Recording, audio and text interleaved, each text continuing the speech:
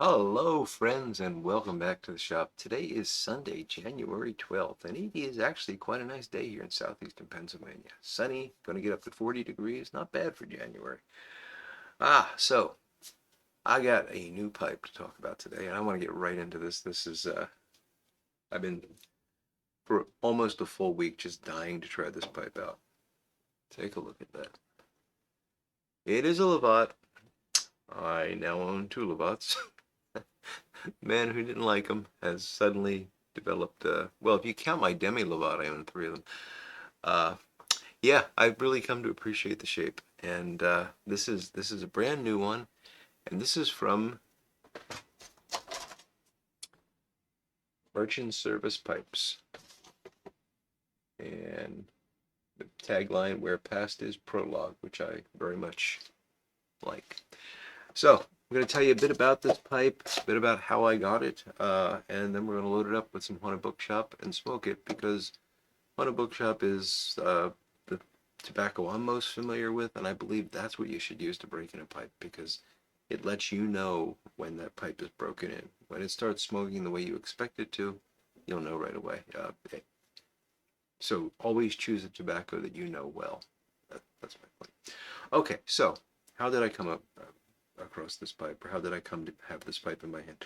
So uh, the owner of Merchant Service Pipes, the guy who is Merchant Service Pipes, is a gentleman named Greg Pola.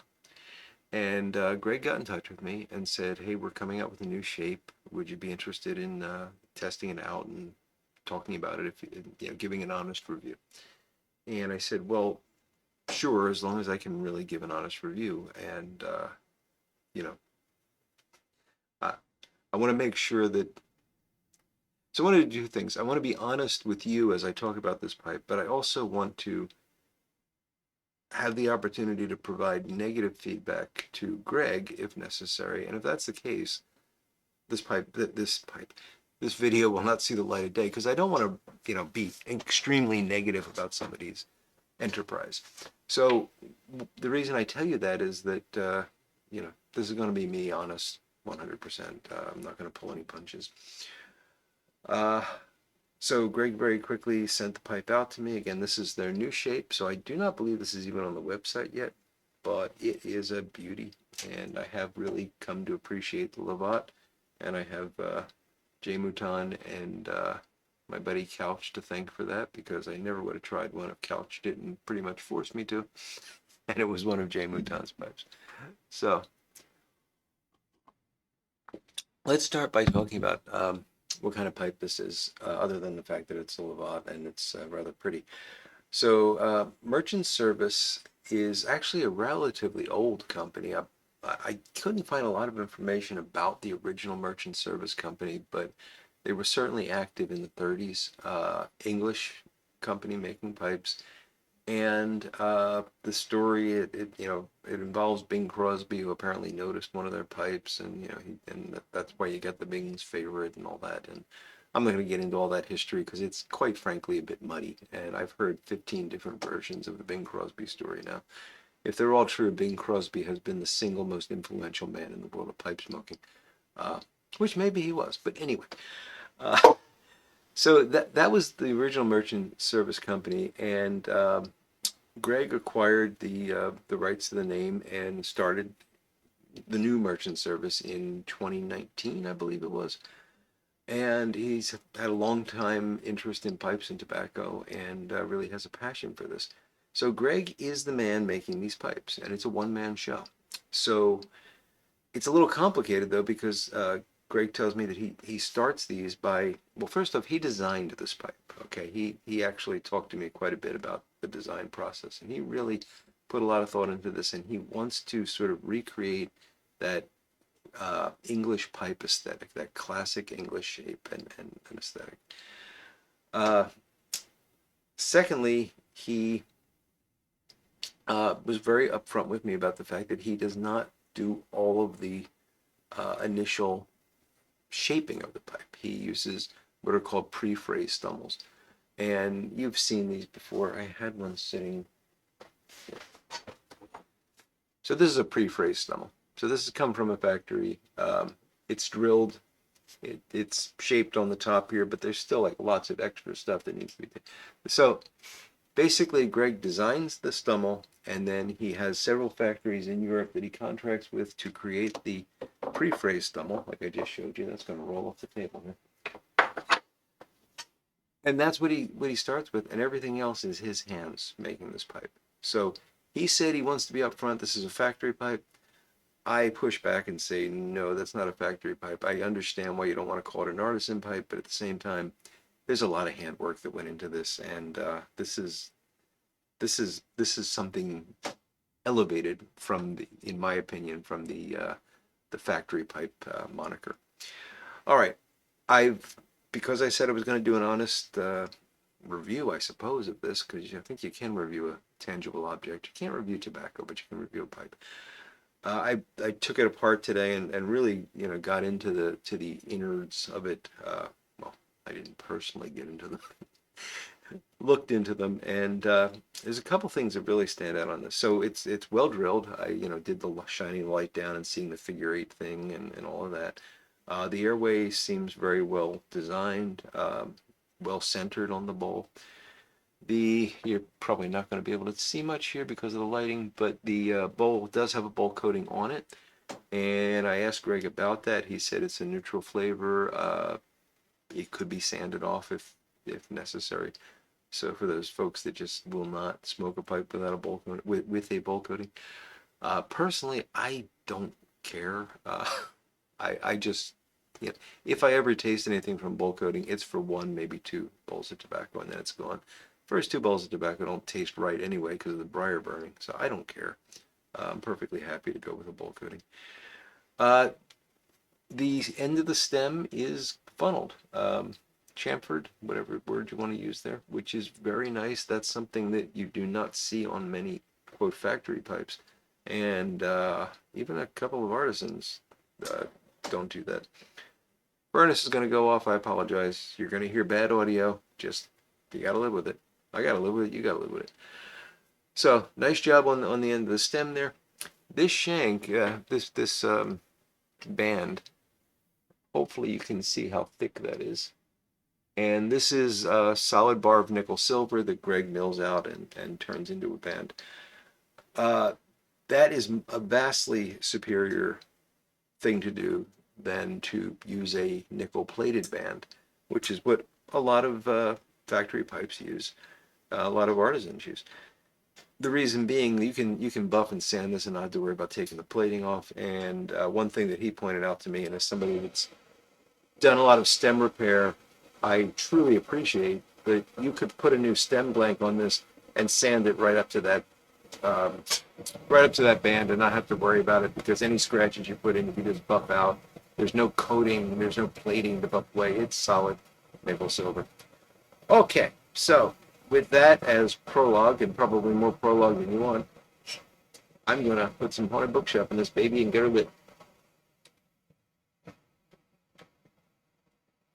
The stem is comfortable. Should probably show you more detail on the button and such. It's well shaped. I tend to like a thinner bite zone than most pipes have, and this pipe is no exception. It's a bit thicker than what I would like, but most makers, most carvers, most factories will not make them that thin because you bite through them, And I have bitten through my own stem.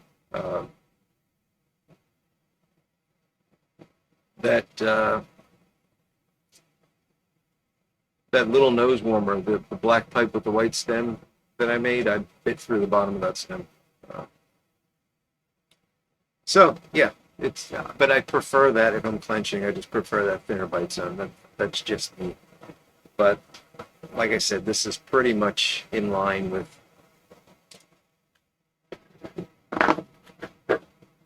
what you're going to get. Actually, good thing I cleaned my bench. Now I can do this sort of stuff, but I can't see.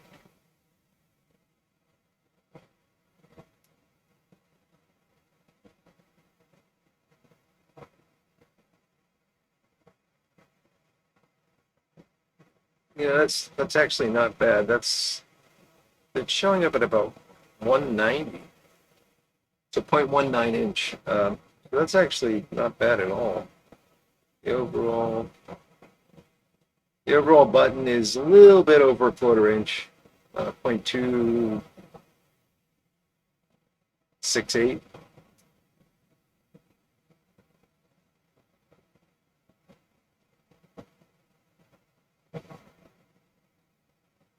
Yeah. It's funny, the specs on this are actually very similar to what I shoot for. It's just that the that 0.19, which is this this measurement here, I'd probably go for more of a 0.15 on my own pipe. And it's amazing how you can detect that difference. Anyway, I've babbled enough about the geek stuff. Let's get this lit. Again, Haunted Bookshop and the first light of the Merchant Service Lovat.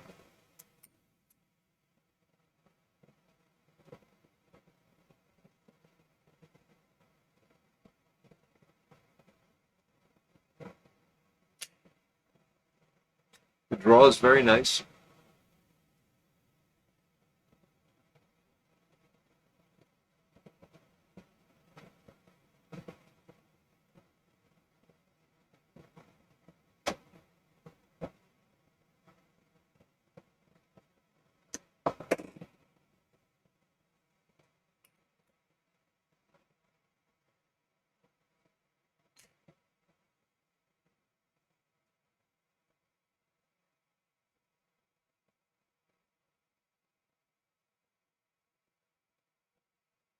So far, I'm not really getting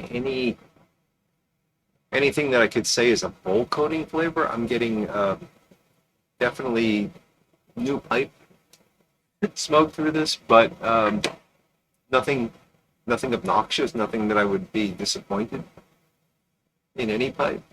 It's not my pipe yet. You know, I haven't smoked it enough. It hasn't been broken in, and this is the very first bowl. But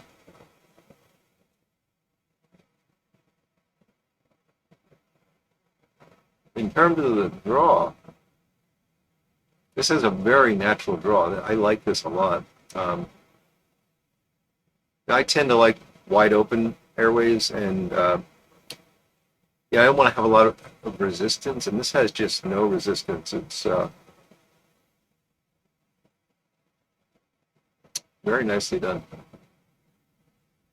The fit and finish on this, I mean, I think if you can get a sense of the type of work we're talking about here, you know, nice, very classic look to it. You know, very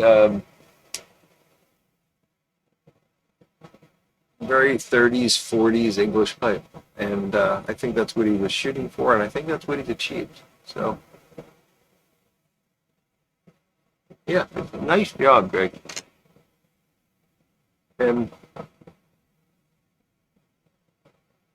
if you like this shape, and I know a lot of you do like the Lovat shape, this is just a very well executed version of it, and it's light. You know, that's one of the worries that I always have about these longer shank pipes is that the weight is going to be, you know, off. This is very light.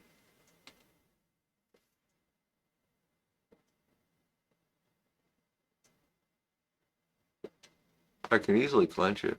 You know, it's just no problem at all. I probably wouldn't walk around shop with this in my mouth, but I wouldn't do that with my other Lavat either.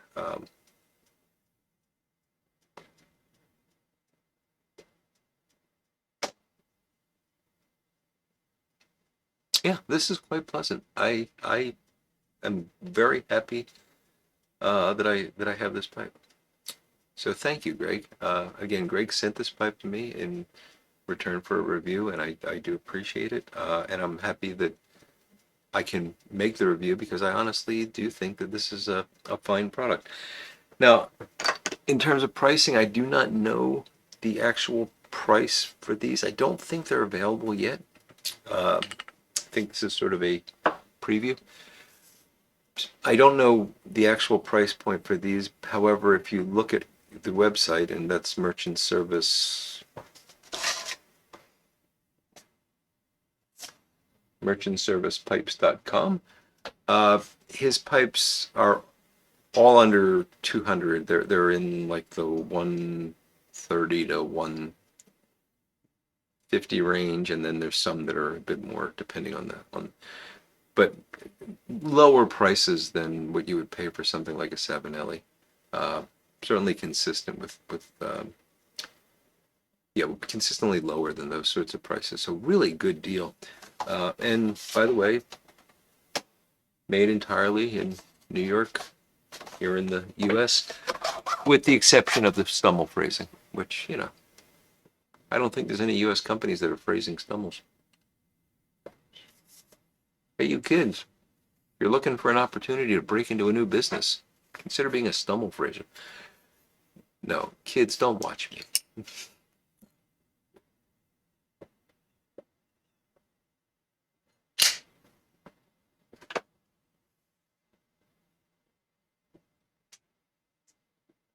So check out Merchant Service Pipes, merchantservicepipes.com. Um, Also, I asked Greg if he would be willing to do a Friday night live stream, like one of our conversations with pipe smokers kind of thing. And he said, sure, he'd be happy to. So I think I'm going to try to get that set up. And I want to do that not because I'm trying to market for Greg, which I guess in part in this video I am. Although if I didn't think this was really quite nice, I would have cut it off by now. But the conversation I had with him, the email interactions, everything, he's an interesting guy. He's a really, really nice guy. Easy to chat with. I think it'll be the kind of Friday night live stream where I can just sort of walk away for a while and he'll chat with you. So those are always fun. I won't actually walk away. But. So if you're thinking about a Lavat, check out Merchant Service Pipes, and when they're available, I would pretty much recommend, if you're looking for a Lavat, this was one you would definitely want to look at. All right. So what else is going on here? Boy, it's just I've gotten to the organizational point now where all my power tools are unplugged because I'm moving them all. Can't unplug the furnace, unfortunately. Which means I'm really shut down. There's nothing I can do, but that's okay. I've reached the point where it's just like I've got these odds and ends and I need to find a place for them. And I have to be really careful because it's almost like I'm going to start generating projects. So for example, I've got a bunch of drill press stuff, like drill press jigs and clamps and a vise and things like that. And they've just been sort of piled under the drill press or on a table next to it or whatever. And I realized what I really need is some sort of a way to keep those together.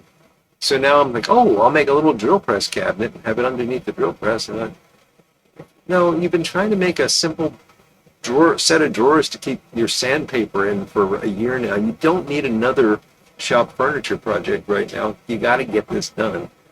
So I'm going to have to start just putting things in places where they belong and just realizing that pile of junk on the drill press table is eventually going to be in something. But right now, it's just going to be a pile of junk. And getting everything to where it belongs, and then I can go back and start doing these other things. So, yeah. But I'm excited. I'm in a better shape down here right now than I have been in many years. And I really think we're going to have a nice functional shop that I'm going to be able to take you around and show you the tools and show you the kind of stuff I do and all that. So I'm excited about that. But today, I'm not going to do very much. Had a busy day yesterday. Had to go shopping with the wife. And today I just decided I'm going to take the day off. So I hope that's all right with y'all. Might go over to Lowe's and pick up some poplar for the drawers. I might do that. I'm not sure. I hate buying it at Lowe's. You know, it's overpriced. It's basically hobby wood. You know, it's already surfaced and sanded and everything else. But it's close, and I just want to get this done. I don't want to have to plane down the board and true it up and everything else, which I would have to do with raw lumber. And it turns out I wouldn't save that much money. I was surprised that the cost of raw poplar, so rough sawn poplar, there we go. By the time I figure out how much I need, it's not that big of a price difference to just go and buy prepared stuff at Lowe's. So I like going from rough sawn to final product, but in this case, I just want to get this done. So I might do that today. But other than that, I'm going to chat with my brother later this afternoon and possibly have a nap. But right now, I'm just going to finish this pipe, and I will be smoking this quite a bit in the coming days because that's my break-in process. And I'll keep you posted on how this develops. But right now, I'm very impressed. So thank you, Greg. Appreciate the opportunity to try out one of your pipes and the opportunity to talk about it here and share it with the folks watching. Again, if you're interested, I'll put a link downstairs too, but that's not the website, is it? I swear there was a website on this at one point. Did I imagine that? I think I'm losing my mind. I swear I heard. Oh, there was a. I was reading the word Pastor's Prologue and thinking that what was above it was just the word merchant service pipes. Okay. I am losing it. I'll put that link downstairs if you wanna check out the website, and keep an eye out for the Lovat because it's a nice pipe. So thank you again for the opportunity. Thank you all for watching. Appreciate that. I hope you all have a fantastic Sunday and a great week ahead. And until we speak again, I will look forward to talking to you all again very soon. Goodbye now.